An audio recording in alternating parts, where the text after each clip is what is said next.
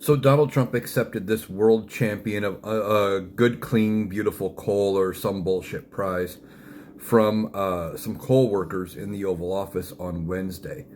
And as he did, he was talking about it, and he's like, "Yeah, I am proud to be named the undisputed," and he kind of trailed off into gibberish.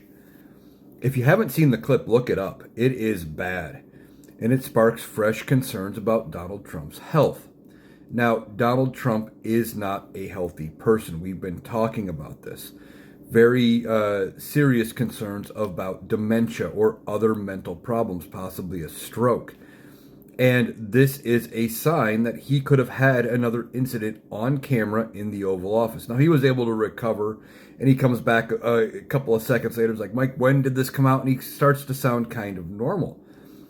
But you would think for somebody like Donald Trump, who wants to worry or who does worry about how his appearance is and about being portrayed in the best light, the more these events happen, you would think he would quit doing public speaking.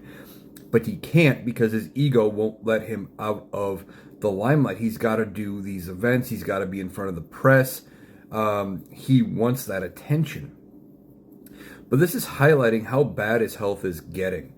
If you did have some kind of an event, a small event like that in the middle, this is very concerning. You have the President of the United States having issues, even getting a simple sentence out and getting the word out. Now, MAGA's going to come out and say, well, what about Joe Biden? Joe Biden had a stutter, first of all. He always had a stutter. So he never really had trouble getting the point across. He would stumble over pronouncing certain words because he always had a problem pronouncing certain words. It wasn't new. This is something that Donald Trump has never really shown before, at least before this term.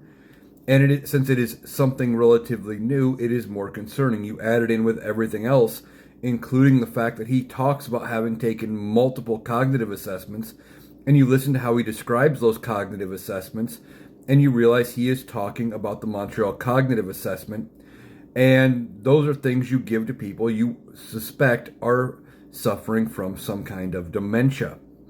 So Donald Trump, once again, highlighting how bad his health is getting as he trails off in mid-pronunciation of a word and just couldn't get there, making it sound like he had an event in the Oval Office on TV.